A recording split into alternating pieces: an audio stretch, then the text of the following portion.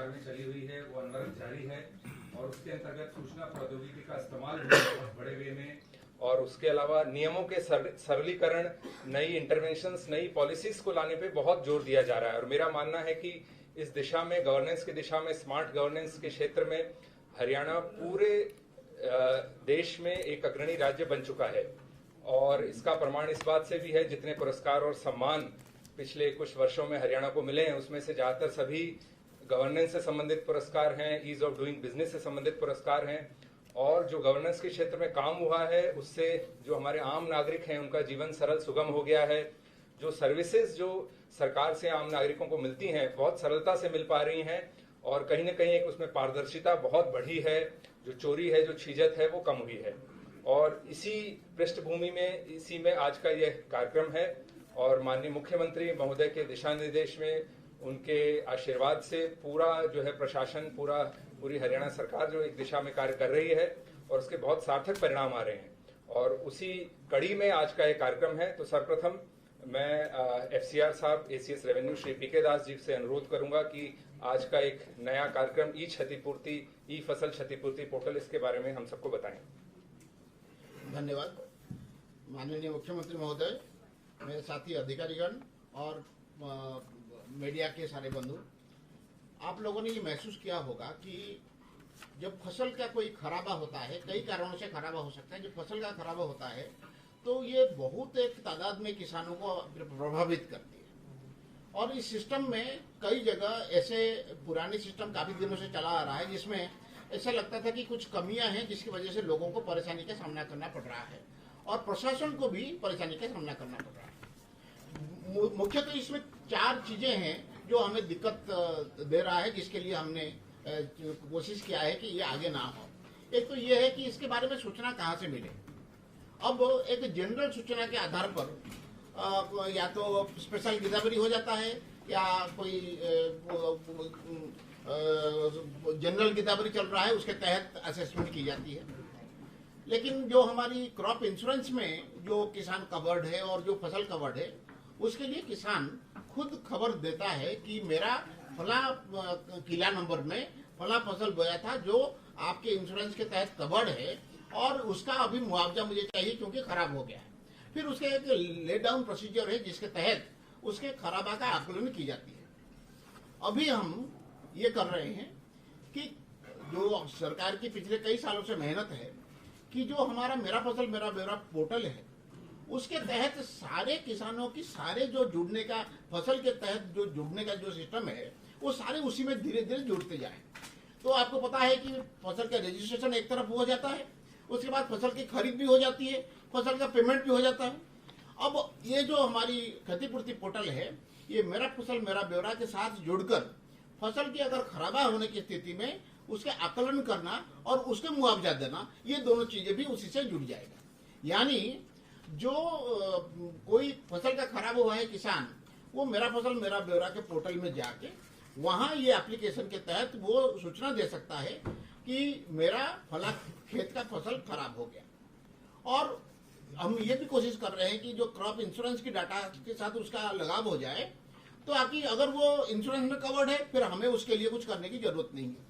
लेकिन अगर वो इंश्योरेंस में कवर्ड नहीं है, हम वैसे ही असेसमेंट करेंगे जैसे हम पहले कर रहे थे। अब असेसमेंट में 2 चीजें हमें दिक्कत पैदा कर रहा था कि मान लीजिए ओलावृष्टि हुआ है, तो कौन से खेत तक ओलावृष्टि हुआ है और उसके बाहर नहीं हुआ है, ये आज के तारीख में पटवारी और कानूनगों के ऊपर निर्भर करता है। और लोग कहते हैं कि नहीं इससे ज्यादा हुआ है और वो कहता है कि नहीं यहीं तक ये सीमित रहा है। तो जो लोग कंप्लेंट करेंगे, जिन लोगों के खेत के बारे में कहेंगे, उन्हीं खेतों का होगा। यानी लोगों के ऊपर ये अभी जिम्मेदारी है कि वो कहेंगे मेरे यहाँ ओला पड़ा है। और यहाँ वेरिफिकेशन जो है 48 घंटे के अंदर अंदर करने के प्रावधान किया जा रहा है कि जैसे ही सूचना मिलेगा, एक तो एरिया बन जाएगा कि इस एरिया में ओला हुआ है या तूफान हुआ है या कोई रोग लग गया है फसल में, वो सारा चीज उसके एरिया चिन्हित हो जाएगा जिसके अंदर उसको करना है। दूसरा, एक सबसे बड़ी जो दिक्कत हो रहा था कि जब हम पटवारी गांव में जाता है, वो असेसमेंट करता है, उसने कितना खराबा दिखाया वो गांव के किसानों को आमतौर पर पता नहीं होता है। वो करता है, उसका पड़ताल होता है, फिर तहसीलदार और एसडीएम, फिर कलेक्टर, फिर उसके बाद कमिश्नर से होते हुए हमारे पास जब पहुंचता है और हम उसके सैंक्शन करते हैं, तब तक वो फसल कट गया होता है। जब गांव में पैसा बंट रहा होता है, तब वो कहता है कि मेरा तो ज्यादा खराबा हुआ है और इसमें दिखाया गया है कि 25% से कम है और मुझे पैसा नहीं मिला, वो तब शिकायत करता है। उस शिकायत को तब वेरिफिकेशन करने के लिए मौके पर फसल नहीं मिली। ये इसको दूर करना बड़ा जरूरी था। तो अब ये क्या हुआ है कि पटवारी और कानून को 100% जो खराबा एरिया किसान दिखा रहा है, किसान खुद कहेगा मेरा इतना खराबा हुआ है, वो जितना कहता है वो पटवारी या कानून को नहीं देख पाएंगे। वो अपना इंडिपेंडेंटली असेसमेंट करेंगे। जब वो असेसमेंट कर लेंगे तो वो जो किसान है उसके यहाँ एसएमएस चला जाएगा, आपके फला किला नंबर में पटवारी और कानून का असेसमेंट इतना है खराबा। अगर उसको लगता है कि ये खराबा सही असेसमेंट हुआ है, उसको आगे कुछ करने की जरूरत नहीं। लेकिन अगर असेसमेंट उसको लगता है सही नहीं है, तो वो उसके बारे में दर्ज करेगा शिकायत कि ये ठीक नहीं है, ठीक किया जाए। जो एक हमारी तहसीलदार, एसडीएम और डीसी के लिए हमने एक परसेंटेज बांध रखा है कि वो उसको पड़ताल करेंगे जो असेसमेंट का।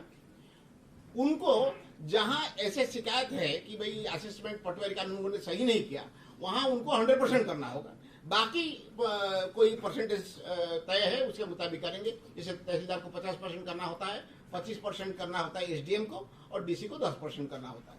तो वो जो शिकायत वाला पोर्शन है उसको 100% करेगा तहसीलदार, और बाकी है जो उसको करना है परसेंटेज वो पूरा करेगा।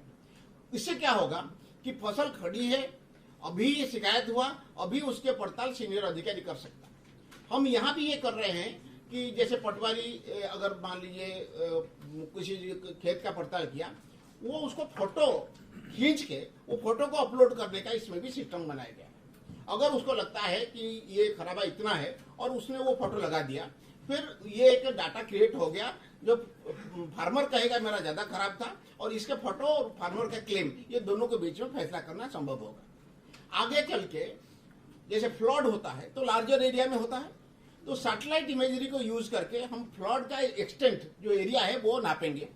ऐसे ही जब हमारी ड्रोन कॉर्पोरेशन की कैपेबिलिटी बन जाएगी, तो जिस एरिया में खराबा हुआ है ड्रोन के तहत इमेज लिया जाएगा, जिसको बाद में पटवारी पड़ताल करेगा।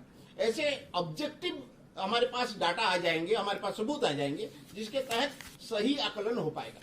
इसमें एक और भी पॉसिबिलिटी है, जहां फसल बीमारी की वजह से या कीड़े लगने की वजह से खराब हुए हैं, वहां एक एरिया असेसमेंट भी हम एग्रीकल्चर डिपार्टमेंट से करेंगे, जिसके तहत वो पता लगेगा कि पटवारी के ऊपर ही निर्भर नहीं है, उसके आगे हो सकता है। पेमेंट में भी आज के तारीख में, पहले तहसीलदार खुद बांट रहे थे, लेकिन आज के तारीख में पेमेंट जो है हम खाते में भेज रहे हैं, लेकिन उसमें भी कुछ कमी होने की वजह से उसमें देरी हो रही है। पेमेंट के प्रोसीजर में भी चेंज कर रहे हैं, ताकि सीधा यहीं से असेसमेंट होने के बाद चंडीगढ़ के ऑफिस से ही हम सीधा फार्मर के खाते में डीबीटी में पैसा भेज देंगे। ये चार मुख्य चीज पे ये इम्प्रूवमेंट करके ये क्षतिपूर्ति पोर्टल डीसी भेजते हैं। अभी हम डीसी के पास भेजते हैं, वो तहसीलदार के पास भेजते हैं, फिर वो करते हैं। तो मैं अनुरोध करूंगा कि ये पोर्टल का शुभारंभ करें।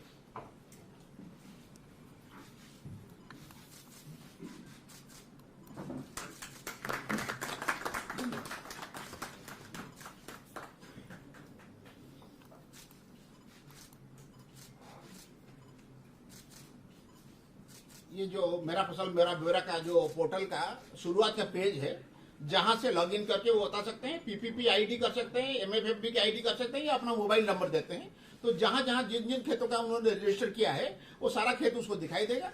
फिर वो सिलेक्ट करेगा एक कौन से खेत में उसके खराबा दिखाना है। ये इतनी तक ठीक है, आगे।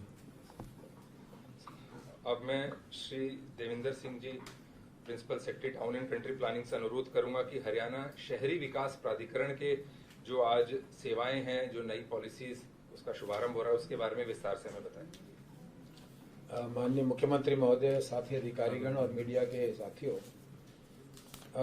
जैसे कि अभी अमित ने जिक्र किया और माननीय सीएम साहब, निरंतर प्रयास हमारा ये है कि सिटीजन सेंट्रिक, नागरिक सुविधा के लिए और संतुष्टि के लिए, ईज ऑफ लिविंग के दिशा में जितनी सुविधाएं दे सके हम सिटीजन्स को, उस तरफ प्रयास है।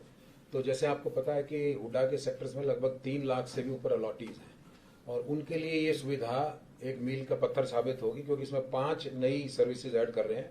वैसे हमारी लगभग 40 सर्विसेज हैं। सीएम साहब का आदेश है, जून तक हमारी कमिटमेंट है, 30 जून तक सारी सर्विसेज ऑनलाइन हो जाएंगी। लगातार में इस तरह प्रयास हैं। जो आज 5 सर्विसेज जिनका माननीय मुख्यमंत्री महोदय जिसका आज श्री गणेश करेंगे, उनमें एक तो सिंप्लीफाइड प्रॉपर्टी रीअलॉटमेंट। पहले जैसे कोई प्लॉट अगर ट्रांसफर के लिए आता था स्टेट ऑफिस में, तो पहले वो ट्रांसफर का प्रोसेस वहां पे स्टेट ऑफिस में होता है, फिर कन्वेंस डीड उसकी होती है तहसील में, उसके लिए फिजिकली वहां जाना पड़ता है, और उसके बाद रीअलॉटमेंट के लिए दोबारा स्टेट ऑफिस में आना पड़ता था। तो वो लास्ट स्टेप एक तो एलिमिनेट हो गया है, क्योंकि ऑटोमेटिक रीअलॉटमेंट हो जाएगी। जैसे ही ट्रांसफर परमिशन होगी, उसके बाद कन्वेंस डीड में भी उसकी डिटेल चली जाएंगी, सिर्फ उसको अपना आईडी देना है, और उसके बाद वहां टाइम मिल जाएगा ऑनलाइन पे, आपको पता ही रजिस्ट्री ऑनलाइन होती है, और उसके बाद कन्वेंस डीड होते ही ऑटोमेटिकली रीअलॉटमेंट हो जाएगा। उसके लिए दोबारा स्टेट ऑफिस आने की आवश्यकता नहीं होगी।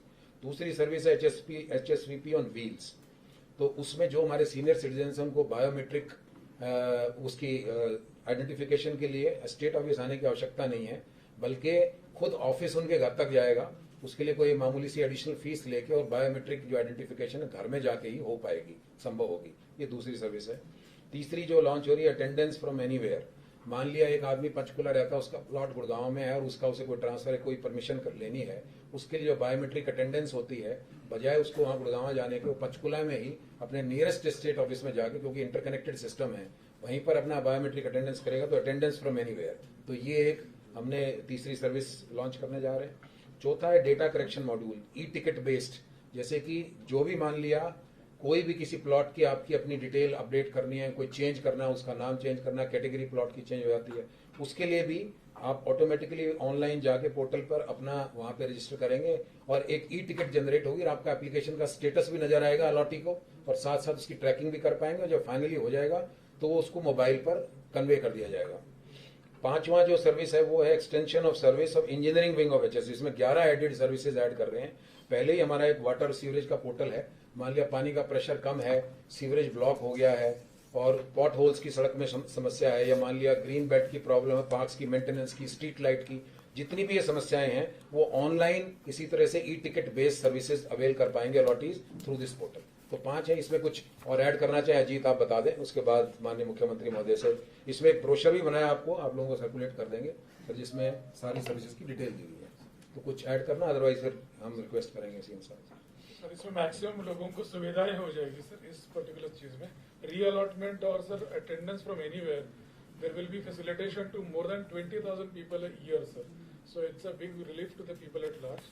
तो मैं सर को अनुरोध करूंगा कि सर पहले तो इसको लॉन्च कर लेते सर, और उसके बाद ब्रोशर का अनावरण भी सर किया।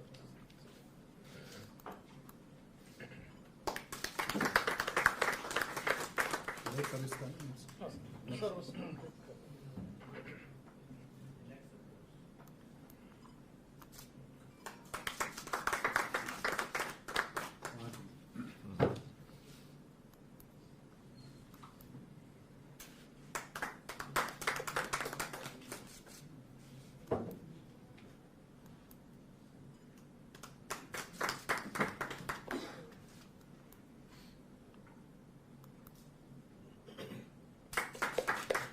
फैसिलिटी और हम लोग सर इस आज के बाद ऐड कर रहे हैं कि first in first out sir.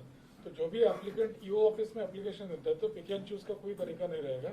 जब तक वो पहला वाला एप्लीकेशन ओपन नहीं करता, ट्रीट नहीं करता, दूसरा एप्लीकेशन खोलेगा नहीं।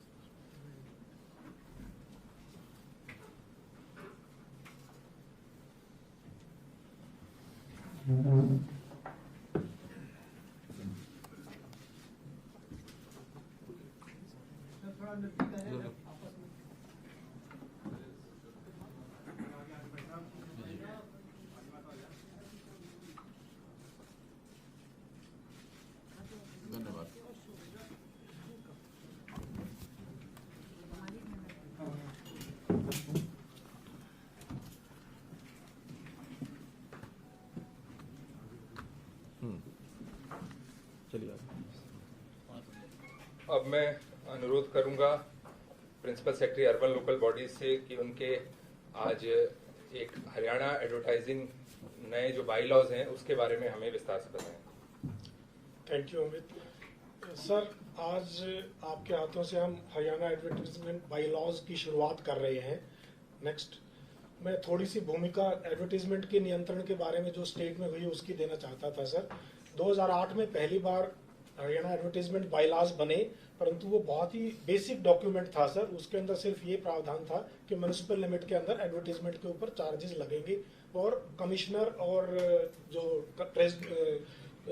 जो ईओज हैं उनको सक्षम किया गया था, परंतु और उसके बारे में कोई डिटेलिंग नहीं थी सर। उसके बाद 2010 में पॉलिसी आई सर, जिसके माध्यम से जो म्युनिसिपल की बॉडीज की खुद की जगह थी उन पर टेंडर के माध्यम से देने का प्रावधान हुआ, परंतु प्राइवेट प्रॉपर्टीज के बारे में कोई विशेष रेगुलेशन के बारे में उसमें कोई चर्चा नहीं थी सर। उसके बाद हाईकोर्ट ने इनका संज्ञान लिया और हाईकोर्ट ने आदेश जारी किए कि रोड सेफ्टी को ध्यान में रखते हुए और प्राइवेट प्रॉपर्टीज के ऊपर भी एडवर्टीजमेंट को रेगुलेट करने के लिए बाईलॉज बनाए जाए। तो 2016 और 18 में ये बाईलॉज बनाए गए सर, और इसके अंदर पहली बार प्राइवेट प्रॉपर्टीज के अंदर एडवर्टीजमेंट का प्रावधान कुछ विशेष रूप से सम्मिलित किया गया सर। नेक्स्ट, परंतु इन बाईलॉज में भी काफी समस्याएं महसूस की गई सर। सबसे बड़ी बात तो ये थी कि म्युनिसिपैलिटीज को भी स्पष्ट नहीं हो रहा था कि इसकी इम्प्लीमेंटेशन किस प्रकार से होगी।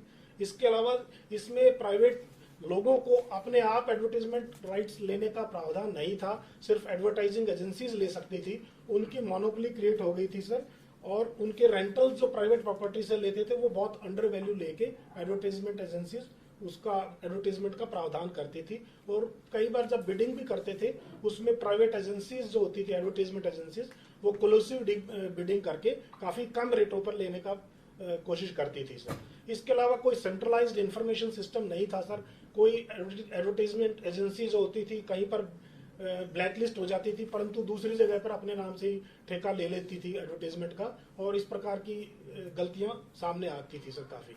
और एक जो बहुत बड़ा पोटेंशियल रेवेन्यू का म्युनिसिपैलिटीज के लिए था उसका पूरी तरीके से हम इस्तेमाल नहीं कर पा रहे थे सर। इन चीजों को ध्यान में रखते हुए हमने ऑब्जेक्टिव इसके बनाए नई पॉलिसीज के सर। इसमें जो पब्लिक है, जो लैंड ओनर्स हैं अपने, जो एडवर्टीजमेंट एजेंसीज और म्युनिसिपैलिटीज हैं, उनके लिए एक ट्रांसपेरेंट सिस्टम बनाने का प्रयास किया है ताकि सबके एक बैलेंस्ड पॉलिसी बन सके, और जो जितनी भी शर्तें हैं उसके अंदर स्पष्ट रूप से उनका वर्णन किया जा सके, और एक ट्रांसपेरेंट और पॉलिसी बने ताकि करप्शन जो किसी हद तक हो रही थी उसको भी रोका जा सके। और एक जो स्टडी रेवेन्यू स्ट्रीम म्युनिसिपैलिटीज के लिए संभव थी एडवर्टीजमेंट के माध्यम से, उसकी कोशिश की गई है सर। नेक्स्ट सर, जो एडवर्टीजमेंट की परमिशन देने का सभी अर्बन एरियाज के अंदर यूएलबीज को अख्तियारात होते हैं, इसमें हमने नई पॉलिसी में प्रावधान किया है कि 2% तक जो भी फसाड एरिया होता है उसकी बिना किसी चार्ज के जो उसका ओनर है अपने एडवर्टीजमेंट के लिए यूज कर सकता है।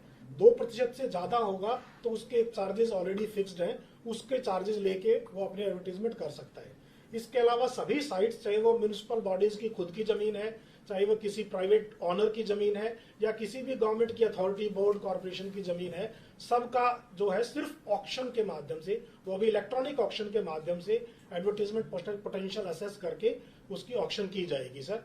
इसके अंदर जो रिजर्व प्राइस भी होगा वो ऑलरेडी फिक्स्ड रेट्स हैं सर, उसके ऊपर किया जाएगा, और कोई भी यूएलबी चाहे अपनी साइट्स के लिए उस रिजर्व को, अपने लोकेशन को ध्यान में रखते हुए, मार्केट वैल्यूएशन को ध्यान में रखते हुए रिजर्व प्राइस भी बढ़ा सकती है चाहे तो वो। इसके अलावा इसमें सभी को रोल्स को क्लियर डिफाइन किया गया है सर। एक एडवर्टीजमेंट एंटिटी होगी, चाहे एडवर्टीजमेंट एंटिटी कोई एजेंसी भी हो सकती है, कोई ट्रस्ट भी हो सकती है, या कोई इंडिविजुअल भी एंटिटी के रूप में अपने आप को रजिस्टर कर सकता है सर। और जो भी एडवर्टीजमेंट एंटिटी होगी उसको बिड में पार्टिसिपेट करने से पहले अपने आप को एक पोर्टल के ऊपर रजिस्टर करना पड़ेगा। नेक्स्ट, इसके अंदर सर जो भी ऑक्शन के अंदर हाईएस्ट प्राइस आएगा उसकी शेयरिंग भी किसी हद तक डिसाइड की गई है सर। जो प्राइवेट साइट्स होंगी जिसमें उसका रेंटल भी शामिल है और एडवर्टीजमेंट राइट्स भी शामिल है, उसका जो भी एडवर्टीजमेंट के ऑक्शन के माध्यम से रेट आएगा उसके अंदर जो कंसर्न संबंधित म्युनिसिपैलिटी है वो ऑक्शन से पहले उसका रेशियो डिसाइड कर देगी कि कितना लैंड ओनर को जाएगा, कितना म्युनिसिपैलिटीज को जाएगा। जितनी भी गवर्नमेंट की साइट्स होंगी सर उसके अंदर ये पहले से फिक्स्ड है, चाहे वो म्युनिसिपैलिटीज की जितनी भी गवर्नमेंट की साइट्स उसमें 50% हिस्सा होगा, 50% म्युनिसिपल बॉडी को मिलेगा और 50% जो लैंड ऑनिंग एंटिटी होगी उसको मिलेगा सर। जो म्युनिसिपल बॉडीज की खुद की जमीन है उसका नेचुरली सारे के सारा उनको खुद को मिलेगा सर। इसके अलावा सर इसमें काफी रिलैक्सेशन देके जो पैरामीटर्स को भी क्लियर डिफाइन किया गया है सर। जैसे कि लोकेशन के आधार पर, परमिसिबल साइज को आधार पर, जो और हर पोजीशन कहां पर है, हर पोटेंशियल साइट का अलग अलग पोटेंशियल होता है सर, उसमें साइज क्या परमिसिबल होगा, ये सारा के सारा इन बायलॉज के माध्यम से डिफाइन किया गया है सर। और पहले जो मेट्रो पिलर्स होते थे, जो एक बहुत बड़ा रेवेन्यू पोटेंशियल एडवर्टीजमेंट का होता था, उसमें एडवर्टीजमेंट का कोई प्रावधान नहीं होता था सर, क्योंकि हमारे गुड़गांव जैसे शहरों में, खासकर मेट्रो बहादुरगढ़ में मेट्रो के काफी पिलर्स बने हुए हैं, उनके अंदर भी एडवर्टीजमेंट ऑक्शन के माध्यम से करने का प्रावधान नए बायलॉज में किया गया है सर। इसके अलावा पहले जो है ROW से 30 मीटर दूर का प्रावधान था कि 30 मीटर दूर ही एडवर्टीजमेंट लगा सकता है। वो इतनी दूर बन जाता था सर कि प्रैक्टिकली उसकी विजिबिलिटी खत्म हो जाती थी, उसका पोटेंशियल कम हो जाता था। ये स्टेक होल्डर्स के साथ चर्चा के बाद यह आया कि इसको कम किया जाए, तो उसको भी हमने 10 मीटर का प्रावधान कर दिया है सर। इसके अलावा जो मूविंग ट्रेलर्स होते थे सर, या गाड़ियां होती थी, कमर्शियल व्हीकल्स होती थी, टैक्सीज होती थी, उनके ऊपर एडवर्टीजमेंट का प्रावधान पहले नहीं था सर। इस नए बायलॉज के तहत हमने मूविंग ट्रेलर्स के ऊपर और टैक्सीज वगैरह के ऊपर एडवर्टीजमेंट अलाउ करने का प्रावधान किया है सर। नेक्स्ट, इसके अलावा सर ये सारे जो एडवर्टीजमेंट डिसाइड होगा, सारा का सारा एक सेंट्रलाइज स्टेट गवर्नमेंट लेवल पर एक पोर्टल होगा सर। उस पोर्टल के माध्यम से सारी की एंटिटीज रजिस्टर करेंगे अपने आप। वो पोर्टल के माध्यम से ही ऑक्शन होगी, ई ऑक्शन, और सारी की सारी जो पेमेंट, जो एडवर्टीजमेंट राइट्स विन करेगा, वो पेमेंट कलेक्शन भी सारा का सारा इलेक्ट्रॉनिकली सेंट्रलाइज लेवल पर होगा। और यदि किसी का कोई डिफॉल्ट है तो उसको कोई नोटिस वगैरह जाना है तो वो भी इलेक्ट्रॉनिकली सेंट्रलाइज जारी होगा सर। और सारे की सारे जो कॉन्ट्रैक्ट्स हैं, मान लिया 3 साल का है तो 3 साल के बाद ऑटोमेटिकली हमें पता लग जाएगा ये खत्म हो गया है, ताकि इसका 2 महीने पहले ही नया ऑक्शन वगैरह का प्रोसेस शुरू कर दिया जाए। यदि कोई किसी कारणवश पहले से टर्मिनेट होता है कॉन्ट्रैक्ट, तो उसमें भी हमें इमीडिएटली रिफ्लेक्ट हो जाएगा और हम यहाँ से ही उसको कंट्रोल कर सकते हैं सर। और जितने की सारे डॉक्यूमेंटेशन है वो सारी की सारी पूरे स्टेट लेवल पर यूनिफॉर्म होगी सर, और इसकी मॉनिटरिंग बहुत आसान हो जाएगी पहले के माध्यम से। और ये पोर्टल लगभग तैयार है सर, 10-15 दिन के अंदर अंदर हमारा पोर्टल पब्लिक यूज के लिए शुरू हो जाएगा सर। यही इसके अंदर बायलॉज के अंदर हमने प्रावधान किए हैं sir. Thank you very much. अब मैं माननीय मुख्यमंत्री से अनुरोध करूंगा कि वो हमें अपना उद्बोधन और आशीर्वचन दें।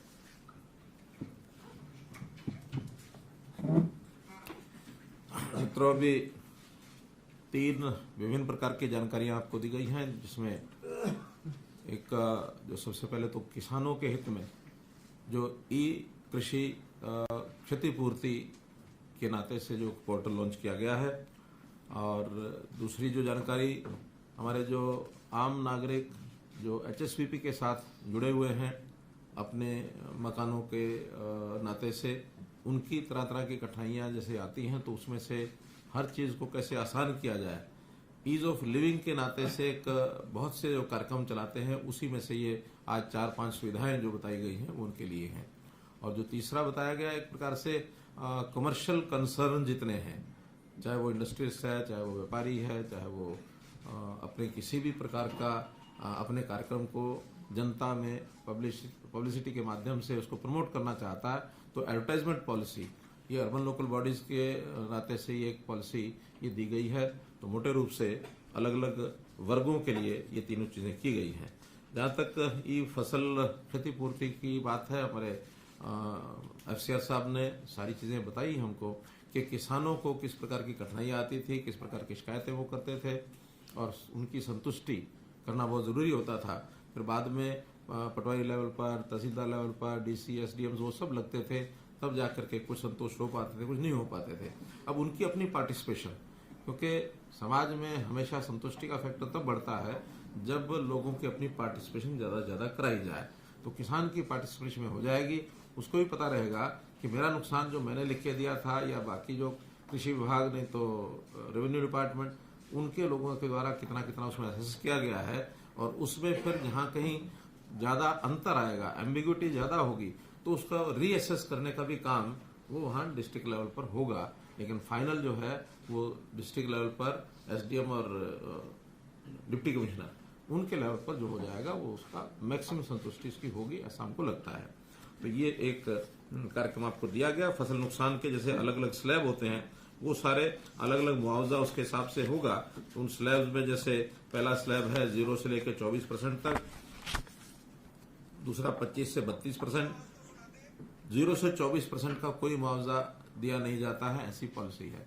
25 से 32 में जितना मुआवजा मिलता है, फिर 33 से 49, 50 से 74 और 75 से 100%। ये मुआवजा ये अधिकांश उन्हीं किसानों के लिए उपयोगी होगा जिन्होंने अपना फसल बीमा योजना, जो प्रधानमंत्री जी की फसल बीमा योजना है, उसमें अपना बीमा नहीं कराया है, जिनको सरकार सहायता करती है। तो ऐसे वर्ग के लिए ही ये एक महत्वपूर्ण जो विषय है, ये अपने सामने आपको ये एक मिलेगा। इसी प्रकार दूसरा जो HSVP ने जो सारी बातें बताई हैं, वो मैंने आपको बताई है कि उससे ये सब सुविधाएं सब जो हमारे कंज्यूमर्स हैं उनके लिए बताई गई हैं। और उसमें जैसा वाहन के ऊपर इनकी जो सारी वाहन चलेगा, जो व्यक्ति नहीं आ सकता है ऑफिस तक, उसका बायोमेट्रिक, उसका अटेंडेंस लेना है या उसके कुछ सिग्नेचर कराने हैं, इस प्रकार से ये सारी चीजें आपको बताई गई हैं। तीसरा जो विज्ञापन पॉलिसी, इस विज्ञापन पॉलिसी में वैसे तो बहुत पहले भी विज्ञापन पॉलिसीज बनती रही हैं, लेकिन कोई ना कोई कमी उसमें हमेशा ध्यान आती रही है, एक्सपीरियंस के हिसाब से भी ध्यान में आता है। लेकिन उसके अंदर जो गलत फायदा लोग उठाते थे, उसके अंदर उसका जो रेवेन्यू को लॉस होता था, उसको कैसे रोका जाए और कैसे पारदर्शी तरीके से ये विज्ञापन की साइट्स उनको दी जाए। इसमें चाहे सरकारी साइट्स हो, म्यूनिसिपैलिटी की हो या प्राइवेट साइट्स हो, इसमें सबके लिए एक अलग से तरीका बताया है। और जो निजी मालिक हैं, वास्तव में उनका पहले भी शोषण बहुत होता था, उसमें जो कुछ उनको बताया जाता था वही रेट उनको मिलता था, भले उनका किसी प्रकार का एक अच्छी साइट के नाते भी उनको पूरा लाभ मिलता नहीं था। अब जो कि ऑक्शन होगा, ऑक्शन में लेने वाले का एक छूट रहेगी कि जो अच्छी साइट है उसको ज्यादा पैसों से भी खरीद सकेगा, ले सकेगा। तो इसलिए उनको भी जो निजी ओनर्स हैं अपनी बिल्डिंग्स के, उनको भी उसका लाभ होगा। इस प्रकार से ये सारे प्रावधान किए गए हैं।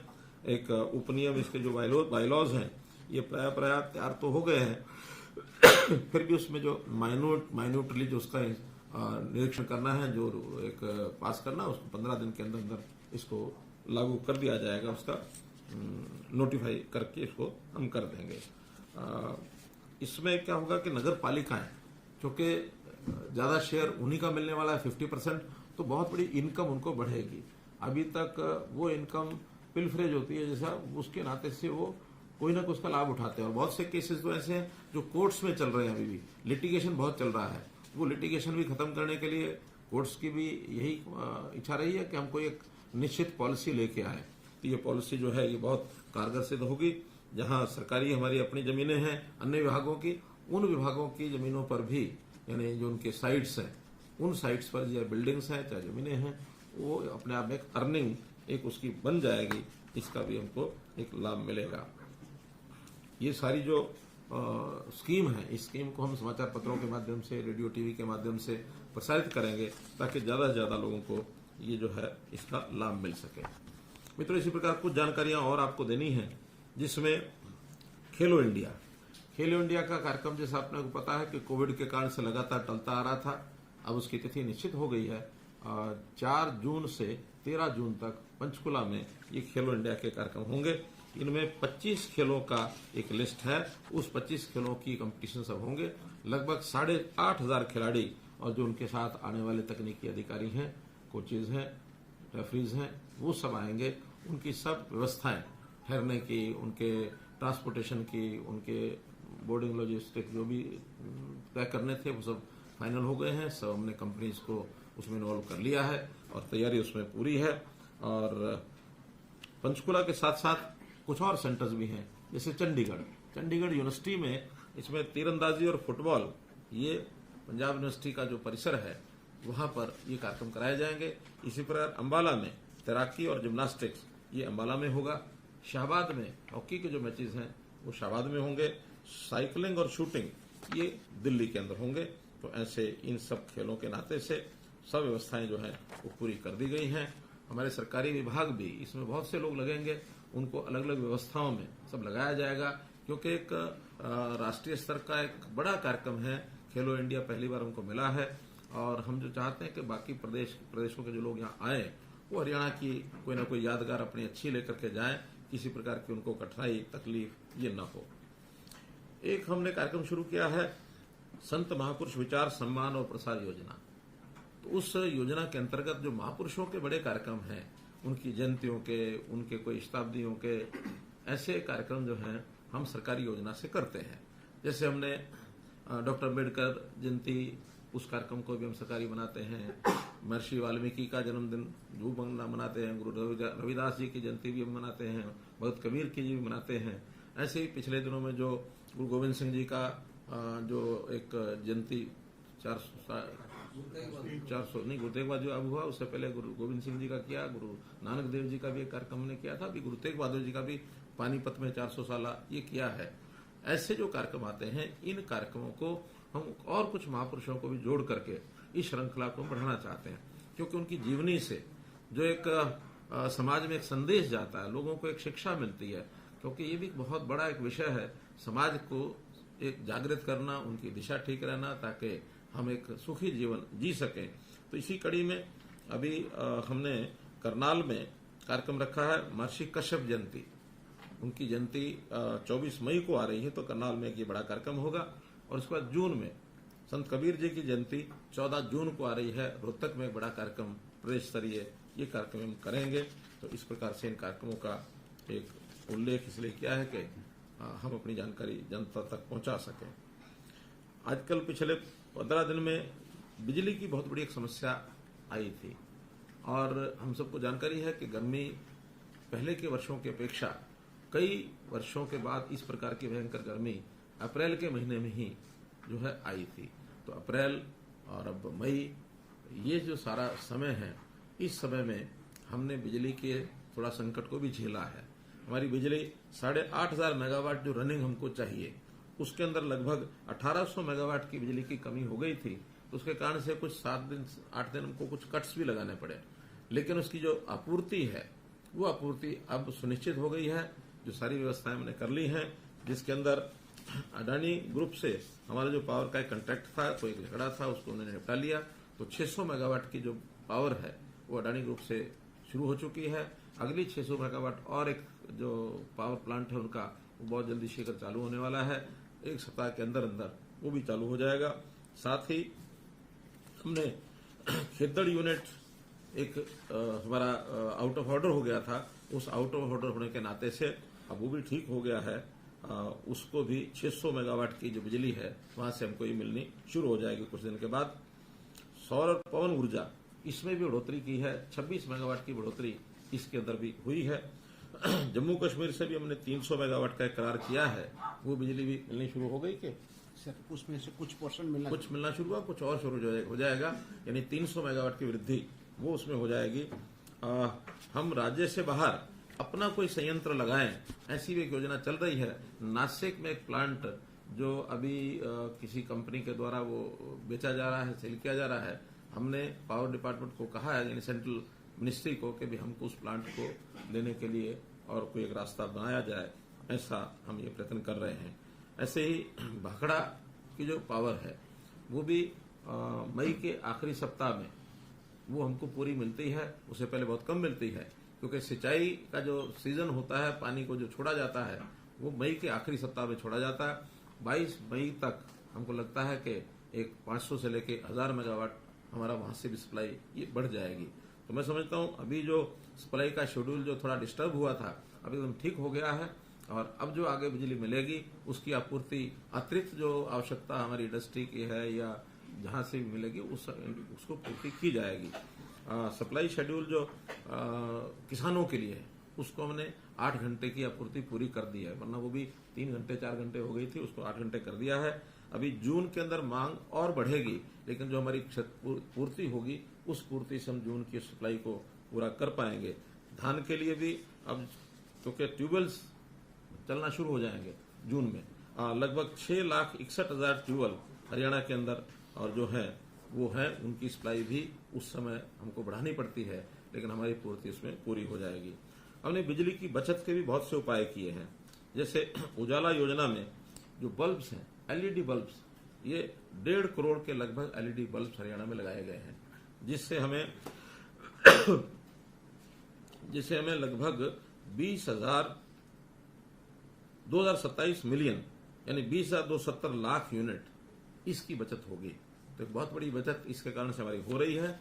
बिजली को प्राप्त करना, सप्लाई बढ़ाना ये तो ठीक है, लेकिन उसकी डिमांड को कम करना ये भी हमारी प्राथमिकता में है, क्योंकि नए सिस्टम्स वो खड़े हो रहे हैं। आज नई इन्वेंशन हो रही हैं, उसमें से एलईडी बल्ब के कारण से बिजली की खपत बहुत कम होती है। और इसी प्रकार एलईडी ट्यूब लाइट्स, ये भी 2,13,000 एलईडी ट्यूब लाइट्स चेंज की गई हैं। तो इसमें भी हमें 93 लाख यूनिट ये बचत हो रही है। तो ये भी बहुत बड़ा साधन है।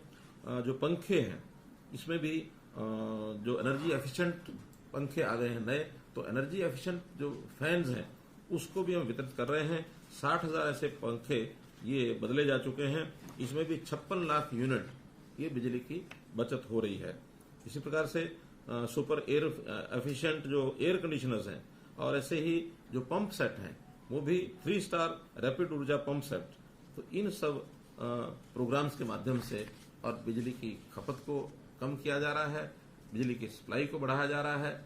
हमारी स्थिति एक प्रकार से मैं कह सकता हूं कि अन्य प्रदेशों की तुलना में बहुत संतुष्टिपूर्ण हमारा ये काम है। फिर भी हम आगे और प्रयत्न करके बिजली की जो कठिनाई कई वर्षों के बाद इस बार जो आई है ये आगे न आए, इसका हम पूरा प्रबंध करेंगे। एक जानकारी आपको ये भी देनी है कि जो स्थानीय निकाय के चुनाव हैं, चाहे वो शहरी हैं चाहे ग्रामीण हैं, वो हमने चुनाव आयोग को अपनी ओर से क्लियरेंस दे दी है। तो उनके जो फॉर्मेलिटीज हैं, जो उनको अपने काम करने हैं, चाहे वोटर लिस्ट का है चाहे वार्डबंदी का है, वो सब पूरा करने के बाद कभी भी ये चुनाव आयोग द्वारा घोषित हो सकते हैं। एक शरारतपूर्ण समाचार मीडिया में डाला जाता है, वो दिल्ली को पानी की आपूर्ति। दिल्ली की पानी की आपूर्ति, मैं आपको बताना चाहूंगा कि जो सुप्रीम कोर्ट ने आज से यानी 1996 में, आज से 26 साल पहले जो समझौता उससे पहले हुआ था, उसमें भी 330 क्यूसेक पानी बढ़ा दिया था। पहले ये 719 क्यूसेक था। सुप्रीम कोर्ट ने कंडीशन लगाई थी कि 2 रिजर्वायर, हैदरपुर और वजीराबाद, ये 2 रिजर्वायर जो हैं ये हमेशा फुल रखने हैं। तो ये 1050 क्यूसेक देने से लगातार ये पूरा होते रहेंगे। दिल्ली ने क्या किया है कि इसके बजाय उन्होंने अपने नए रिजर्वायर भी बना लिए हैं, और वो हमारे इस पानी को नए रिजर्वायर में ले जाते हैं।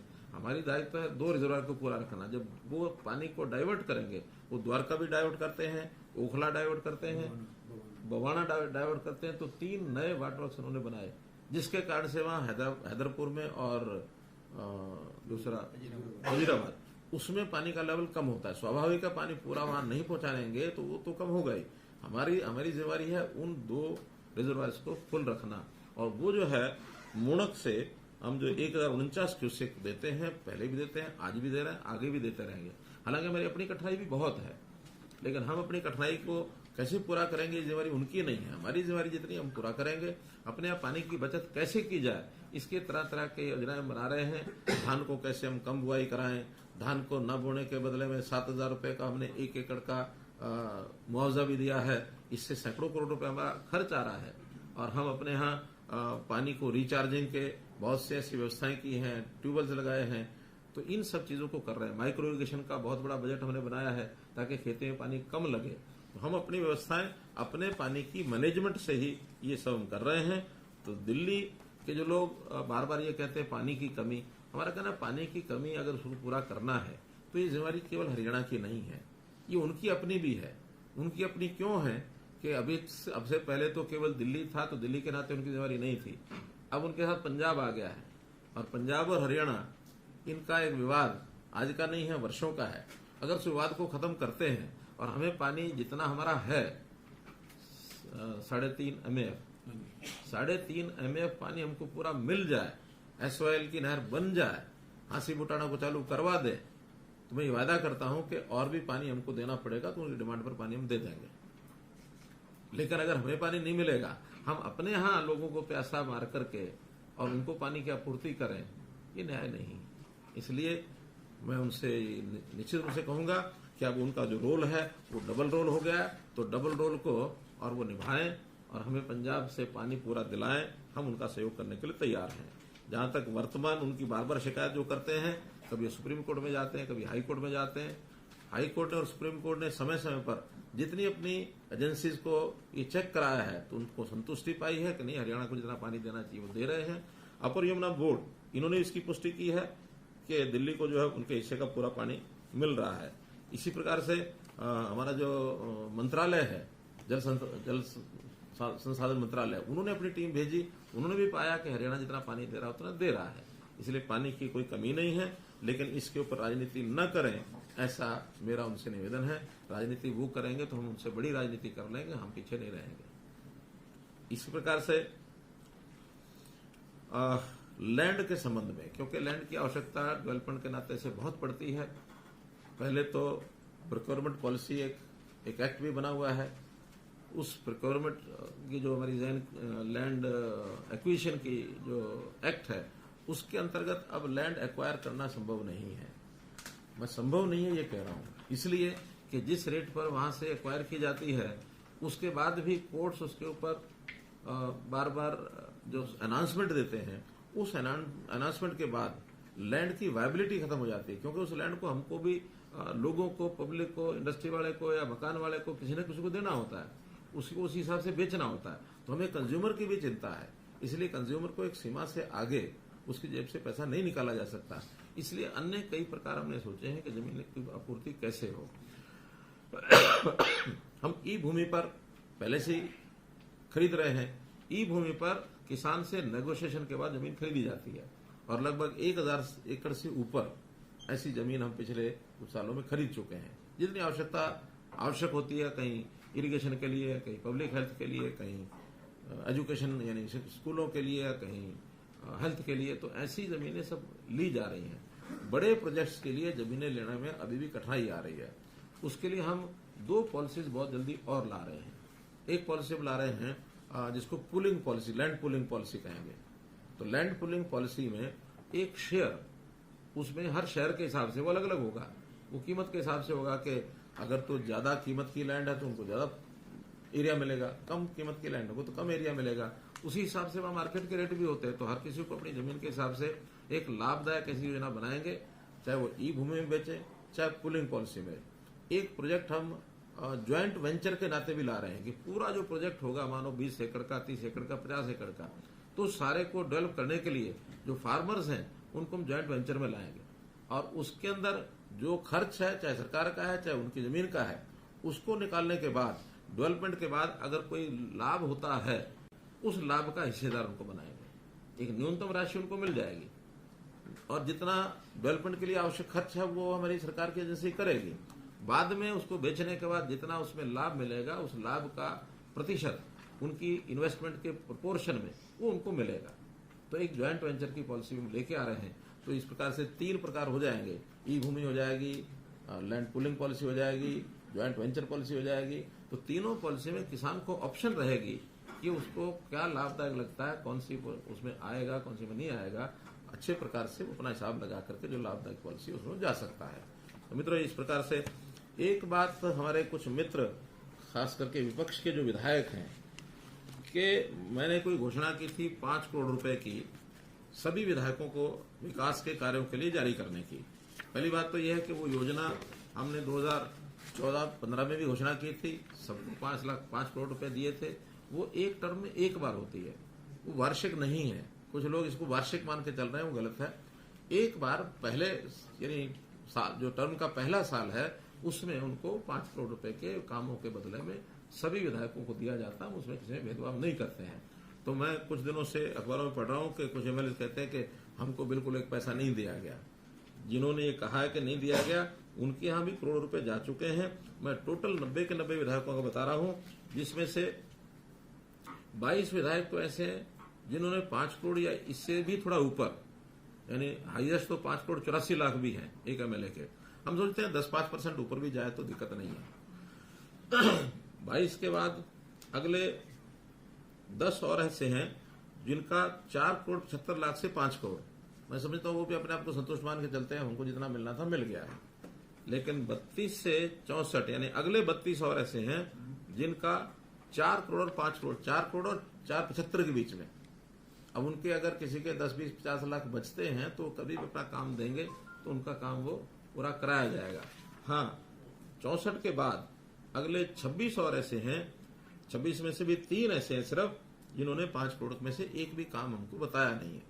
अब उनको काम बताना पड़ेगा। ये पैसा उनको ऐसा नहीं है कि भी कोई कैश में मिलेगा या उनके खाते में ट्रांसफर हो जाएगा। काम जो लेके आएंगे 5 करोड़ का, वो काम उनके तुरंत कराए जाएंगे। इसके पीछे ये भावना है। 3 माननीय हैं, रघुवीर काद्यान बेरी, सौमीर सांगवान दादरी, चिरंजीव राव रिवाड़ी। इन्होंने अपना कोई काम नहीं दिया ताकि हम इनको इशू कर सकें। बाकी सबका, किसी का 2 करोड़, 1.5 करोड़, 2.5 करोड़, 2 करोड़ 97 लाख, 3 करोड़ 330, तो इन सब लोगों के इसमें गए हुए हैं। इसमें स्वाभाविक है कि शहर वाले जो है अपने शहरी काम बताएंगे, गांव ग्रामीण क्षेत्र वाले ग्रामीण को बताएंगे। जिनका मिक्सअप है वो दोनों मिला करके बता सकते हैं। तो ऐसे 5 करोड़ की राशि हमने कभी रोकी नहीं है। जिसने काम दिए उसको तुरंत वो काम करके हमने दिए हैं। एक विषय है कि पेंशन का विषय, चूंकि एक सिस्टम से चैनलाइज तरीके से पेंशन जाएगी तो सबको पूरा उसका लाभ मिलेगा। अभी हमने देखा है कि इसके अंदर बहुत डिस्क्रिपेंसीज आ रही है। एक डिस्क्रिपेंसी इसमें आई है कि हमारी विधवा बहनें जो कभी दुर्भाग्य से किन्हीं कारणों से विधवा हो गई, पेंशन बन गई, लेकिन अपने समाज के अंदर रीमैरिज का भी सिस्टम है। 18,000 ऐसी बहनें मिली हैं जो विधवा हुई लेकिन बाद में रीमैरिज हो गई। रीमैरिज के बाद उन्होंने अपनी पेंशन कटवाई नहीं। कोई अपने आप कटवाता नहीं है, हमको भी पता है। अब हमें जब उसमें से ढूंढने में पता लग गया कि हाँ इतनी बहनों की रीमैरिज हो गई है, तो उन 18,000 बहनों की पेंशन हमने बंद की है। तो हम कोई भी उचित काम जो है, उचित काम में सामने वाला अनुचित कर रहा है तो उसको रोकना ये भी उचित है। हाँ, किसी की पेंशन नहीं बनी है उसकी ऑटोमेटिकली पेंशन बने, इसके लिए ओल्ड एज पेंशन में 59 साल यानी 57 साल के बाद के जितने भी लोग हैं उन सब की डेट ऑफ बर्थ वेरिफिकेशन करा करके, उनके जो भी पुराना समय का कोई हमको मिल गया मानो वोटर कार्ड, उस वोटर कार्ड से ही उस समय का वोटर कार्ड उसमें उतने ही साल जोड़ करके उस आयु में हमने जोड़ करके उसको फाइनल मान लिया है। अब उसके लिए और किसी प्रमाण की जरूरत होती नहीं है। जिस किसी का वोटर कार्ड नहीं रहा होगा, ऐसे ही कुछ लोग रहे होंगे जिनका मेडिकल बोर्ड के द्वारा वो करवा देंगे। और उनके बाद जैसे ही 60 साल का होने वाला है, 1 महीना पहले डिपार्टमेंट को कहा कि उनके घर जाकर के एक पेपर साइन करा लें, ताकि उनको भी पता लग जाए कि मेरी पेंशन बढ़ने वाली है। और आपको एक आश्चर्य की बात बताता हूं कि ऐसे पिछले 23,000 लोगों के घरों में हमने पेंशन बनवाने के उनको भेजा। 700 लोगों ने उसमें से मना किया कि नहीं, मुझे पेंशन नहीं चाहिए। तो मैं ऐसे लोगों को भी धन्य मानता हूं जो कहते हैं हमको ये पैसा नहीं चाहिए। समाज में हर प्रकार के लोग हैं, तो ऐसा एक ऑटोमेटिकल पेंशन का जो विषय है वो भी हम कर रहे हैं। मित्रों, हमारा पूरा जोर, जैसे मैंने बताया कि पारदर्शिता पर है, पूरा जोर अंत्योदय पर है। अंतिम व्यक्ति उसकी सहायता कैसे की जाए। आज हमारी एक मीटिंग थी doctor Ambedkar Haryana chamber of commerce. हालांकि हरियाणा का ये भी उनकी बननी है, लॉन्च होना है, लेकिन एक पहली मीटिंग हमारे से वो करके गए हैं। तो हमने उनको बताया कि हमारे यहाँ किस प्रकार से लोगों को सहायता मिलती है।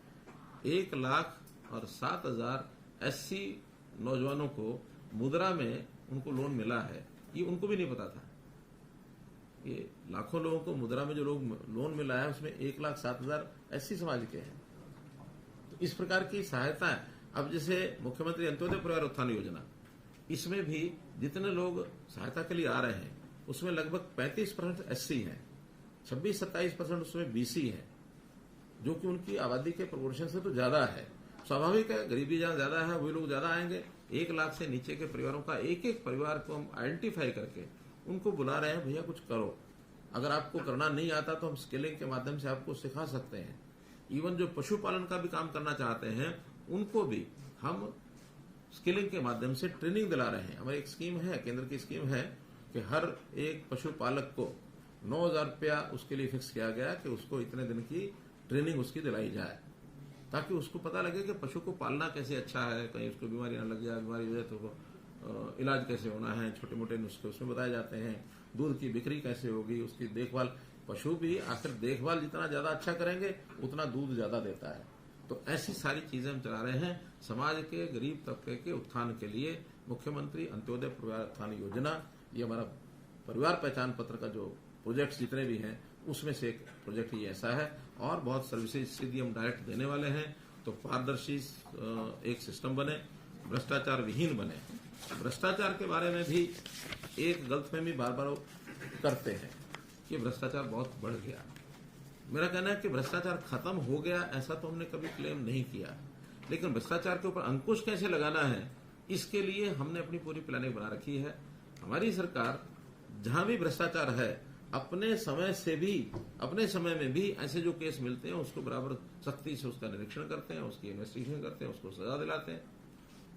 चाहे वो आर्थिक भ्रष्टाचार हो, चाहे व्यवहार का भ्रष्टाचार हो, नकल के केसेस, ये भी भ्रष्टाचार का विषय है। इसमें भी हमने सख्त कदम उठाए हैं और आगे भी किसी को भूल में नहीं रहना चाहिए कि भ्रष्टाचार को हम आगे बढ़ने देंगे। जिसका भी मिलेगा उस भ्रष्टाचार को रोकने के लिए सख्त से सख्त कार्रवाई करेंगे और जितनी व्यवस्थाएं करनी है वो हम करेंगे। भ्रष्टाचार एक प्रकार का घुण है समाज में, समाज के ईज ऑफ लिविंग में एक बाधा है। तो ये हटेगा, लोग फिर अपने जीवन यापन को अच्छा प्रकार से कर सकते हैं। मेरी ओर से इतना ही विषय, आप लोग को तो बात पूछनी है तो थोड़ा समय लगा सकते हैं।